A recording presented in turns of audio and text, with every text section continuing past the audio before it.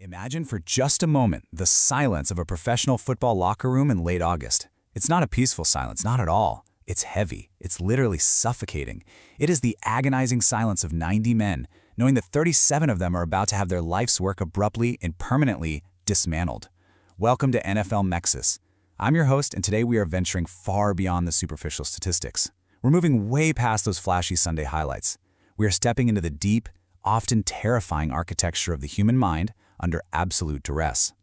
Now, before we step into the abyss today, make sure to subscribe to the channel, like this explainer, and comment below on what you thought. You can also truly support the channel by becoming a channel member. Today's explainer focuses intensely on the Seattle Seahawks, a franchise that has recently reached the absolute pinnacle of the sport. But the crucible of the 53 is not about celebrating a Super Bowl victory. We are here to dissect the agonizing, visceral reality of the roster cutdown. So I have to ask you, what breaks a professional athlete? Really think about it. Is it a torn ligament, a shattered bone? I mean, sure, the physical trauma of the sport is brutally obvious, but it's rarely what truly ends a career. What breaks a man at this elite echelon is something far more insidious. It's a phantom. It's overthinking. It is the sudden, paralyzing realization of consequence. You see, when a player lines up on the field, his body knows exactly what to do. He has drilled this exact movement 10,000 times in silence in the empty, grueling hours of the offseason. But when the mind begins to whisper about contracts, about past failures, about that younger, hungrier man standing on the sideline just waiting to take his job, the body hesitates. And in the National Football League, let me tell you, a half second of hesitation is a professional death sentence. Section 1. The 53-man crucible. A championship roster is built in the mind, long before it is ever built on the field. The Seattle Seahawks front office, led by general manager John Schneider and head coach Mike Macdonald, they aren't merely evaluating athletic traits anymore. Now entering his third season, Macdonald is running what I can only describe as an advanced, ruthless psychological experiment.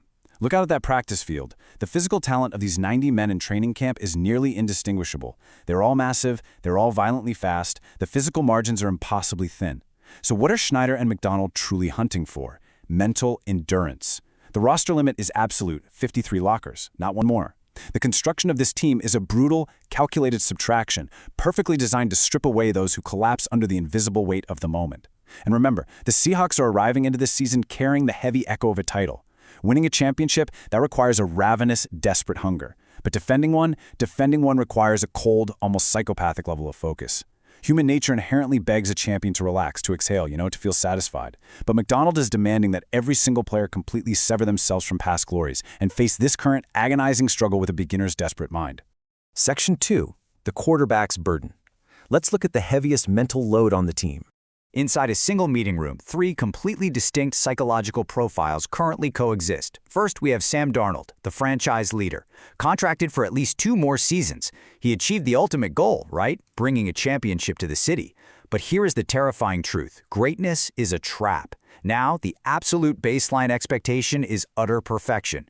The pressure sitting on Darnold's shoulders is the sheer terror of sustained greatness. Then, sitting right beneath him, Drew Lock, the veteran backup. He is entering the final year of his second stint with the team. Lock is staring directly into his own career mortality. He has to prepare every single week as if he is the starter, fully knowing he may never see the field, fighting this creeping, quiet dread of irrelevancy. And finally, Jalen Milroe, the dynamic rookie, drafted specifically to inject a dual-threat dimension to the offense. Milroe is a physical marvel, but his battle, it is purely cognitive. He must absorb a wildly complex playbook while standing directly in the shadows of champions. 3 men, 3 completely different manifestations of psychological warfare, all functioning within feet of one another. We call it the quarterback's burden because it completely transcends the physical act of playing the sport. Think about what is actually required of Sam Darnold. To lead a team through the absolute gauntlet of the playoffs to a Super Bowl victory, it requires a monumental, totally exhausting output of emotional and mental energy. But the sport has no memory, and it certainly has no mercy.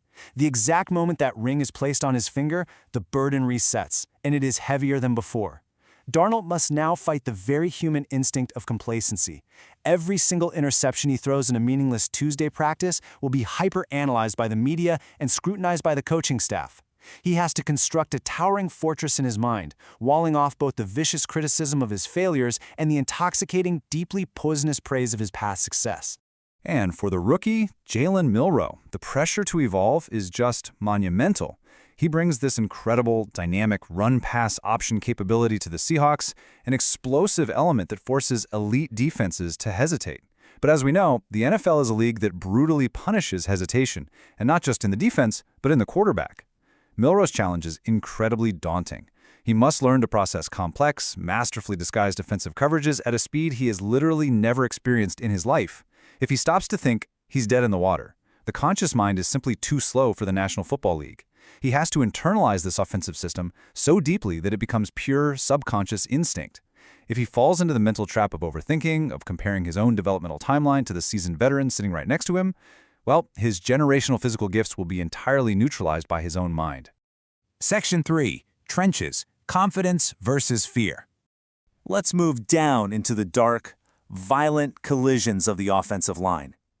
Down here, the battle for a starting spot on the 53-man roster is stripped of all its glamour. It is a terrifying daily test of human will, where massive men collide with the force of car crashes, all driven by deeply conflicting internal emotions. Consider Anthony Bradford, the incumbent starting right guard. He's a veteran, yes, but he is facing the final year of his rookie deal. Bradford is literally playing for his financial survival. The anxiety of a contract year? It's paralyzing. Every missed block, every holding penalty, it feels like millions of dollars just vanishing into thin air. He is playing not to lose.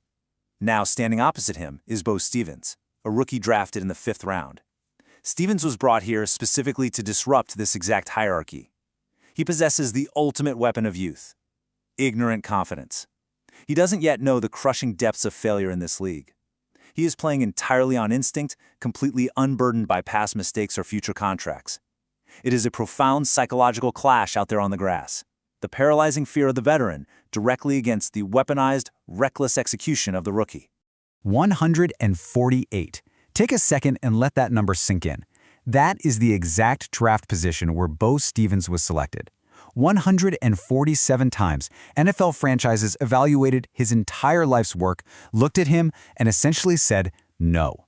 To survive the training camp crucible as the 148th overall pick, a player has to cultivate an unshakable, almost irrational belief in himself. The stigma of being a 5th-round pick is a ghost that constantly whispers to you that you are replaceable, that the organization has very little financial investment in keeping you around. Stevens has to completely detach his self-worth from that number. He must approach the starting right guard Anthony Bradford not with the quiet deference of a pupil, but with the cold, clinical intent of an executioner taking what is rightfully his. Section 4. Late-round psychological warfare. Let's push even deeper into the roster. If being drafted 148th is a heavy burden, being drafted in the final rounds is an absolute existential crisis. These are the players who exist on the absolute fringes of the locker room. Mathematically, they are expected to fail. The team expects them to be cut. The media entirely expects them to be cut. Their battle is not just against the man lining up across from them. It is a grueling, silent mental war against their own statistical irrelevance. 236. This is the draft selection of cornerback Andre Fuller in the 7th round. Let the sheer improbability of his situation just hang in the air for a moment. When you are drafted that late, you are never, ever given the benefit of the doubt. A first-round pick can make a dozen catastrophic mistakes in practice, and the coaches will patiently nurture his development. But if Andre Fuller makes one mistake, if he takes one single false step in a routine drill, the front office is ready to replace him by nightfall with an undrafted free agent straight off the street. His margin for error is absolute zero. Now, Fuller certainly possesses the raw physical material. 6'1", 200 pounds, a violent, deeply physical press coverage style, a 4.49 in the 40-yard dash. On paper, these are the undeniable traits of an NFL gladiator. But here is the brutal truth of the NFL Nexus. At pick 236, physical traits are merely the price of admission to the building. A 4.49 speed is entirely useless if your mind collapses under the crushing pressure of the moment. Think about it. If Fuller's mind is clouded with the overwhelming anxiety of being cut, his feet will be heavy. He will hesitate. In a game scenario, he will run a 4.6. He will be slow to react to the receiver. He must somehow completely silence the deafening noise of his draft pedigree and rely entirely on his physical violence and unthinking instinct. And this brings us to the absolutely cruel standard established in Seattle. Andre Fuller is desperately fighting for his professional life while constantly chasing a ghost, Torrey Horton. You see, Horton was selected in the late rounds last year, pick 166. But Horton didn't just survive the cutdown, he transcended his draft status entirely, scoring 5 touchdowns as a rookie big play threat. Horton is now the phantom standard in that building. When the coaching staff evaluates Fuller, they are consciously or even subconsciously comparing his mental makeup to Horton's. Does Fuller possess that same quiet stoicism? Does he have that exact same ice in his veins when the stadium lights come on? To beat these impossible odds, it's not enough for Fuller to just be a good athlete. He must exhibit an elite, undeniable presence that absolutely forces the coaches to keep him in the building. Section 5. The elite mental state. This is what it all comes down to. This right here is the culmination of every psychological battle taking place on that practice field. To survive the 53-man cutdown on a championship-caliber team, a player has to ascend past their raw talent, past the defensive scheme, and into a much higher cognitive realm. We call this the elite mental state. It is the cognitive ability to perform flawlessly despite overwhelming statistical improbability, paralyzing expectations, or the profound fear of failure. This is exactly what separates the men who quietly pack their bags in August from the men who hoist Lombardi trophies into the sky in February. Just look at players like running back Jadarian Price, drafted with the 32nd overall pick, thrust immediately into immense, suffocating pressure to perform from day one, or Riley Mills, who recorded a massive, game-altering sack in the Super Bowl. Their bodies executed kinetic movements, sure, but it was their elite mental state that allowed the body to function perfectly in moments of pure, unadulterated chaos. They achieved a total, masterful control over their own internal panic. Let's walk through the unseen architecture of roster survival together. It's a sequence. Step 1. Survive the sheer physical degradation.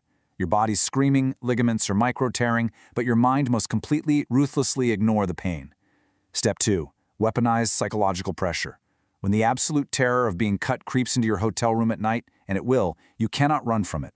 You must convert that terror into a violent, kinetic focus the very next morning out on the grass. Step 3. Transcend numerical draft status.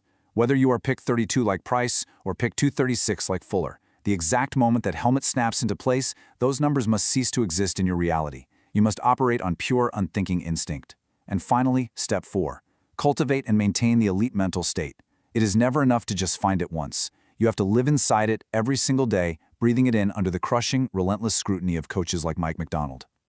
What breaks a professional athlete builds a champion.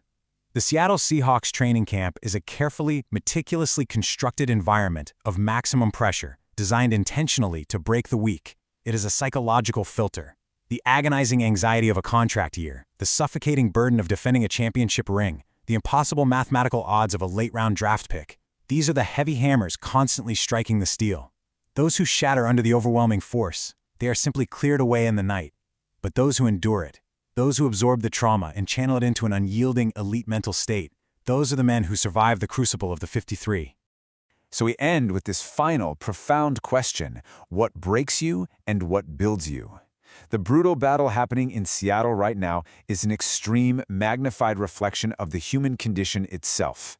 Every single day, we face our own statistical improbabilities, our own quiet fears of failure, our own paralyzing expectations from those around us.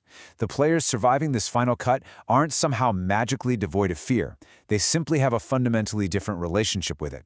They use the very elements designed to destroy them as the concrete foundation to build their triumph.